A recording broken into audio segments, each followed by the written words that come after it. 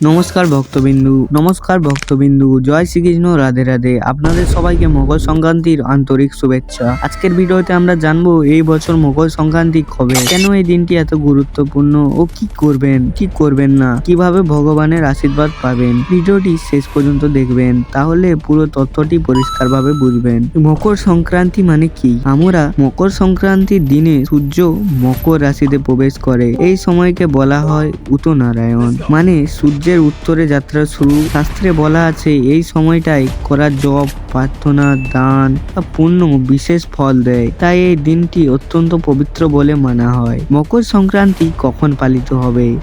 এই উৎসব 13, 14 বা 15 জানুয়ারির যে কোনো দিনে হতে পারে, কারণ তা সূর্যের গতির উপর নির্ভর করে।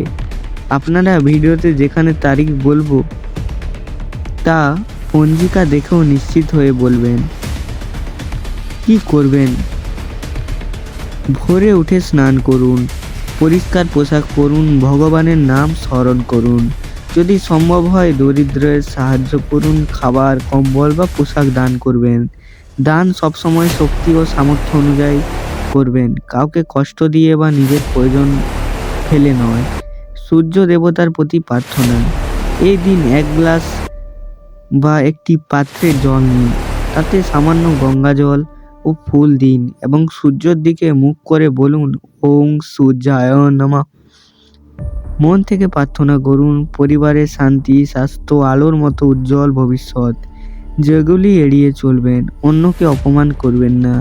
এই দিনে আপনাকে যে যতই ছোট করুক বা আপনাকে রাগানোর চেষ্টা করুক, আপনি রাখবেনও না, ঝগড়াঝাটি কিছু করবেন না, ওর কাউকে অপমানও করবেন না, বা আপনি কাউকে দেখানোর জন্য অপচয় বা দেখনদারি দান করবেন না।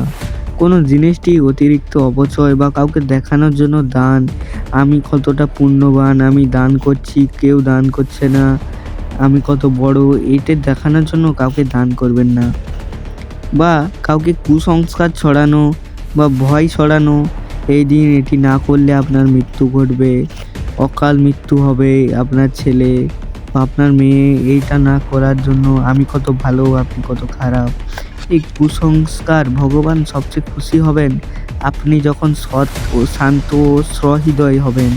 আপনি না নিজে পেরে লোককে আপনি যদি করেন, তাহলে ভগবান আপনার থেকেও বেশি খুশি হবেন।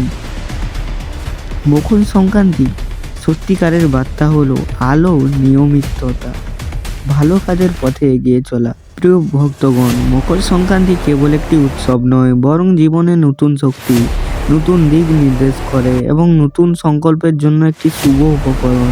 এই পবিত্র দিনে সূর্যদেব তার উত্তরায়ণ আমাদের বার্তা দিয়েছেন যে অন্ধকারের থেকে আলোর দিকে, নেতিবাচকতা থেকে সত্যিবাচকতার দিকে এবং অলসতার থেকে কর্মের দিকে এগিয়ে যাওয়া জীবনের আসল পথ। এই দিনে ভক্তিপূর্ণ স্নান, দান, জপ, তপস্যা ও সূর্যের উপাসনা কেবল বর্তমান জীবনের দুঃখ কষ্ট দূর করে না, বরং আগামী বছরটিও সুখ, সমৃদ্ধি এবং শান্তিতে ভরিয়ে তোলে।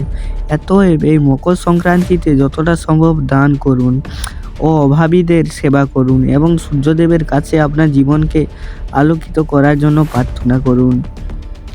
যদি আপনি এই পবিত্র তথ্যটি দরকারি বলে মনে করেছেন, তাহলে এই চ্যানেলটিকে সাবস্ক্রাইব করুন।